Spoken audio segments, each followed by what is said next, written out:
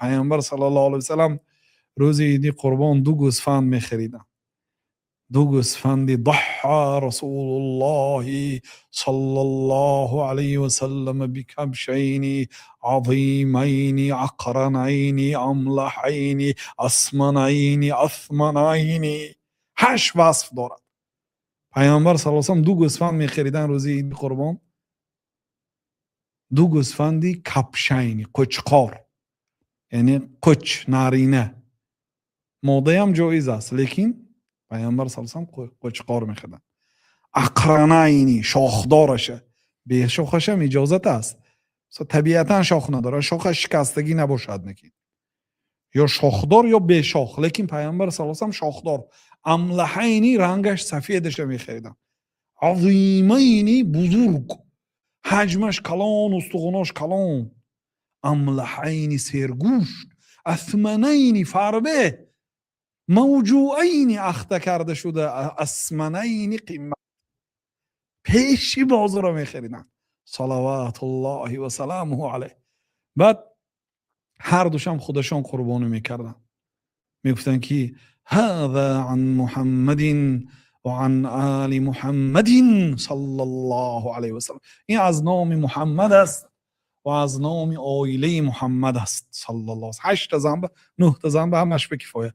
اگر یک پیامبر اسلام خاصتا هم آخری حیاتشون 9 زن داشتن، این خاص برای پیامبر صلی الله علیه و سلم. اگر مردی 4 زنه باشد، فرض کنیم 4 زن داره، از 4 تا بچهش با 4 زن 4 تایی فرزند 16 تا عائله دارد. 16 کس است در یک عائله. خودش کدی 17 کس، پدر و مادرش کدی 18 کس مثلا، یا نبیره های هم دارد 25 کس 30 کس. یک گوسفند کفایه. هذا عن محمد و عن آل محمد. این از نام محمد است و از نام عائله محمد. و دویم گوسفند وقتی که میموندن میگفتن که اللهم هذا عن محمد و عن امت محمد ممن لم یضحی من امت محمد صلی الله علیه و سلم. بسم الله الله اکبر. اینش از نام محمد است و از نام اون امت محمد است که امکانیت قربانی کردن ندارد، پول ندارد، مال ندارد. از نام امت محمدی که برای قربانی کردن امکانیت ندارد تا روز قیامت.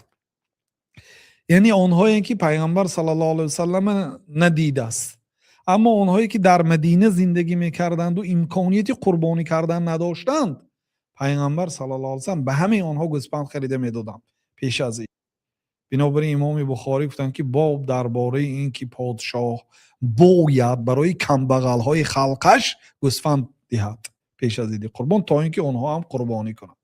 و بعض علما در شرح این حدیث گفتند که هر یک امیر و راهبری خلیفه و جاینشینی مسلمان ها، یعنی امیرها پادشاه های مسلمان ها، باید برای کمبغل ها گوسفند هدیه کنند تا اینکه آنها هم روز عید قربانی مثل بای ها قربانی کنند و مثل بای ها خیر کنند و مثل بای ها هدیه دهند و مثل بای ها گوشت خورند. فقط بیچاره ها گوشت قبول کرده دعا کرده نشینه، 1 کیلو این آورده میتید، 1 کیلو این آورده میده، رحمت بفته نشینه، نو خداشون هم گوسفند شه. همت باید مثل همتی پیغمبر صلی الله علیه و سلم شه. ای بس که شما گوشت پدرک کنید، شما باید گوسفندی بوتون پدرک کنید، هدیه کنید برای مردم بیچاره مسلمان. بله.